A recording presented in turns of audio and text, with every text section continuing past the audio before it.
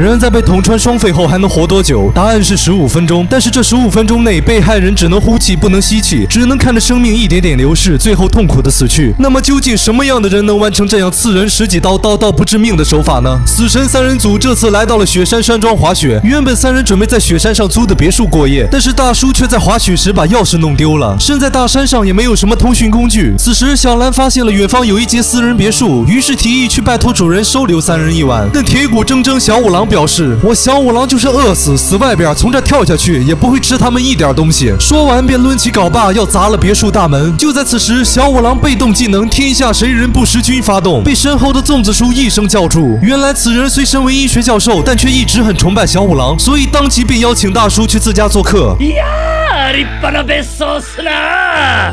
この気品あふれる色といいデザインといい。さっきのアリキン野郎とか言ってたのは誰だ？此时毛利发现门把手是狮子的造型，然而教授却意味深长地说，如果有马那就更完美了。两人交谈时，正巧教授的助手阿香买菜回来。原来今晚教授要与自己的学生在家聚会，并且在交谈中得知，教授因前几天发表了一篇医学论文，获得了学术界的巨奖。一旁的教授早已经喝成了纯欲风，并称有这么一颗尖锐的大脑，什么样的论文写不出来。此时阿香记起了自己忘买下酒菜，于是在询问了众人想吃什么后，便独自驱车前往便利店。阿香走后，教授突然发现时间已经到了9点，自己最爱的电视剧马上就要开始了。于是教授赶忙跑向卧室追剧。然而眼含热泪的教授全然没有意识到，自己尖锐的大脑马上就要被人当木鱼敲了。千万不要抄作业，不然就会被人捅穿双肺，只能呼气不能吸气，忍受剧痛慢慢死去。并且此次的倒霉蛋抄的是医学生的作业，于是便彻底享受了一把柯南1000多集中最痛苦的死法。故事紧接上集，在阿香买菜回来后，众人再次聚在了一起。柯南发现电视剧10点就应该结束了，为什么教授还没有下来？画面一转，此时的教授早已奄奄一息，因为大名鼎鼎的名侦探小五郎在此。于是教授拼尽最后一丝力气，想要留下一些指证凶手的证据。果然在麻瓜的视角里，小五郎自带滤镜。转眼到了11点，见教授迟迟不出来，于是阿香前往教授卧室查看情况。下一秒，随着一阵尖叫，众人赶到了卧室。此时的教授早已断气，浑身血迹的跪在地上。然而酒醉的大叔看到尸体后逐渐興奮。そうか、しゃあねえな。やっぱここはこの名探偵森小五郎の出番ってや。まだ酔ってんな。此时大叔发现教授的保险箱上有被利器划过的痕迹，并且教授平时便习惯将巨款放入保险箱中，而且窗外还有凶手的足迹。于是毛利断定必定是有人入室抢劫，而教授却不肯说出保险柜密码，所以劫匪一气之下将其杀害。此时柯南看不下去了，提醒大叔教授手上还戴着金表。大叔终于反应过来，既然是入室抢劫，那么这么值钱的东西为什么没带走呢？没错，凶手肯定是忘带了。无奈的柯南再次提醒，如果是抢劫犯，应该会在窗口观察很久。然而窗外的脚印却非常清晰，好像是早有预谋一样。此刻大叔终于开窍，断定凶手就是房间内的几人，随即便开始询问几人案发时在做什么。但是每个人都有合理的不在场证明，案件再次陷入了僵局。此时柯南发现了地上的桌布有一块缺失的血迹，正好与打火机吻合。柯南突然想起教授说过，如果有马就更完美了。瞬间柯南脑袋轰的炸开。